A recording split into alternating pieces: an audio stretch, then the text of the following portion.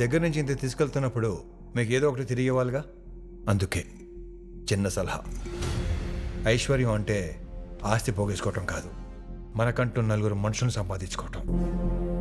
ఇన్నాళ్ళు మీరు నమ్ముకున్న వాళ్ళు ఎవ్వరూ మీతో నిలబడలా, కానీ ఎలాంటి సంబంధం లేని మా ఆఫీసర్స్ నాతో నిలబడ్డారు.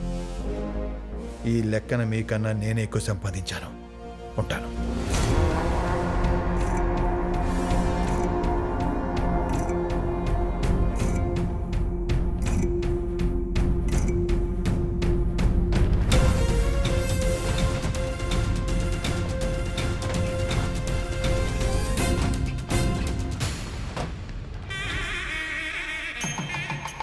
బాబు గారు, అబ్బాయి రావడానికి ఇంకా